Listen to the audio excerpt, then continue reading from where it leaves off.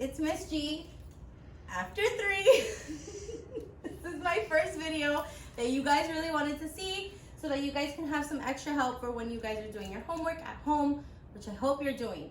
So we were going over combining like terms to solve equations, okay? We're just gonna have a quick review on what terms are, what like terms look like before we get into a couple of practice problems so that you guys can use this while you're doing the practice problems I posted at home.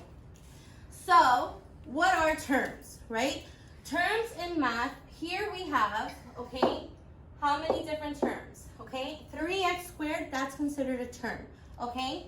3, that is our coefficient. X is our variable. And 2, that is an exponent, okay? All together, this makes a term, okay? 3x squared is a term.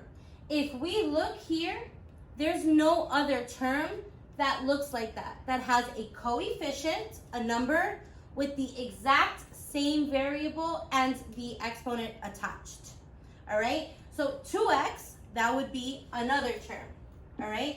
Now, if you guys look here, is there another term that goes with 2x that is a like term? There is, right? It would be this one, 4x, okay? Because they both have a coefficient with the same exact variable. Now, 2xy, even though there's also an x, the y is also attached. That's why this is not a like term. So if we wanted to combine like terms, we would have 3x squared, and we would combine 2x with 4x, which gives me 6x. And then we would just rewrite the rest, which is plus 2xy and plus 5. Now here, all these terms are different. So there's nothing else that we could do here. So if they said just combine like terms and that's it, this would be my answer. The terms that we combined were 2x and 4x because those were like terms. So here we have combining like terms using fractions, okay? This is a problem that we did and that we practiced in class. I'm just gonna go over it with you guys one more time, all right? If we look here, what are our 2 like terms that we have? It's negative 1/4 d and negative 2/5 d, right?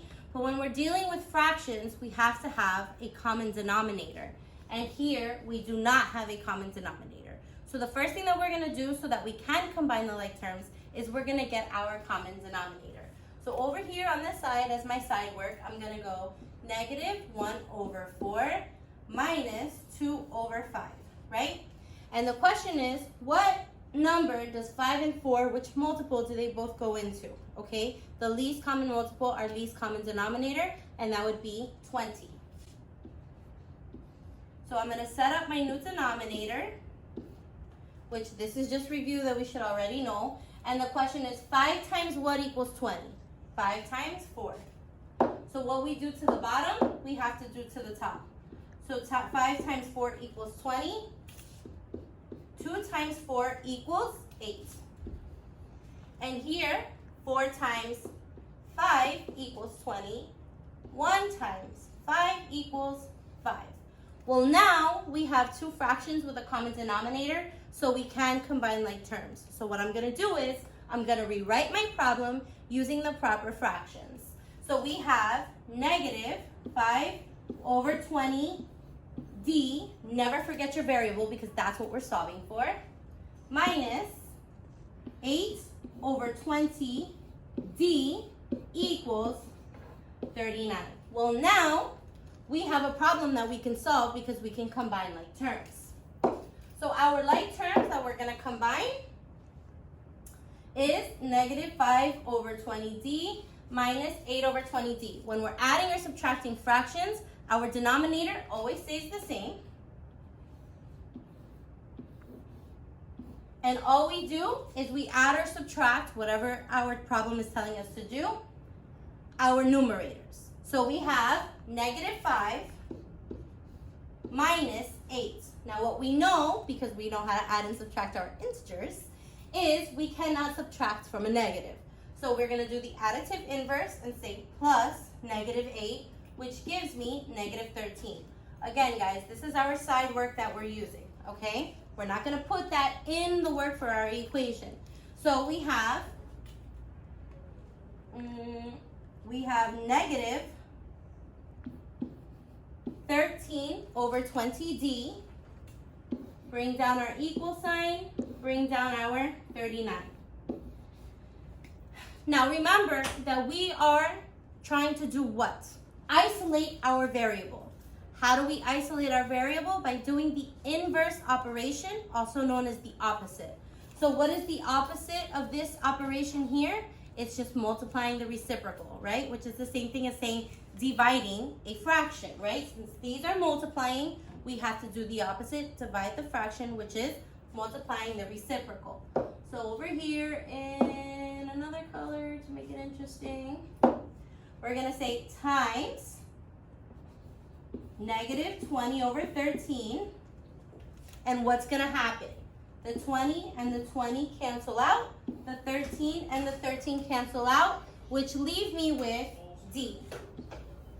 Equals, and what we do to one side of the equal sign, we have to do to the other. So I'm going to say times -20/13. Well, here's my question to you. Can 13 go into 39 evenly? It can, okay? And if we're not 100% sure, this is a standard that we can use our calculator. So we just plug in 39 divided by 3, and we get, divided by 13, and we get 3, okay? So 13 gets canceled out because 13 goes into 13 one time, 13 goes into 39 3 times. 3 times -20 is -60, and we have our answer. We were able to isolate D and find what it equals, which is -60. Remember, if we want to check to see if this is correct, all we do is come to our original problem, plug in -60 every time we see a D, and we would do -1/4 times -60, -2/5 times -60, and we're going to realize that that gives us 39, which equals 39, and we got the correct answer. Now we're going to be doing, trying to solve equations using decimals, okay? This is going to be much easier because we get to use our calculator, reminder. So, where are our like terms? We have like terms here, and that is -3.5y minus 6.2y. So I'm going to create my steps. I'm going to grab my handy-dandy calculator, and I'm going to go 3.5, which is negative, right? Minus 6.2 equals -9.7. So I'm going to come here, -9.7y, don't forget your variable because that's what we're solving for, equals -87.3. Again, what is the goal here? Our goal is to isolate the variable, get y by itself. How do we do that?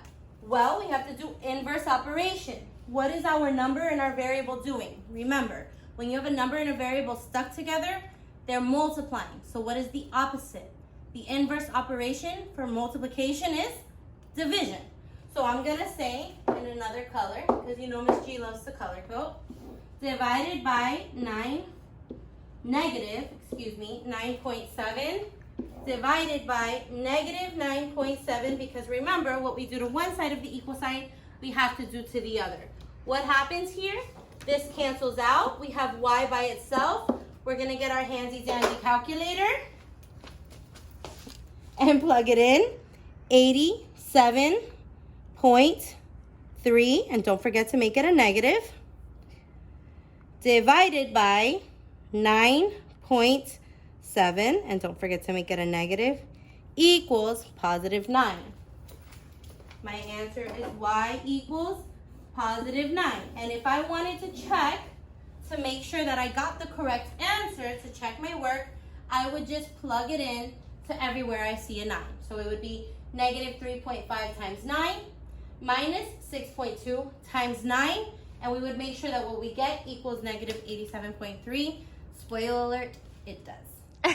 Ms. Montan said I had to have a closing, so this is my closing. Bye, kiddos. Do your homework. See you tomorrow.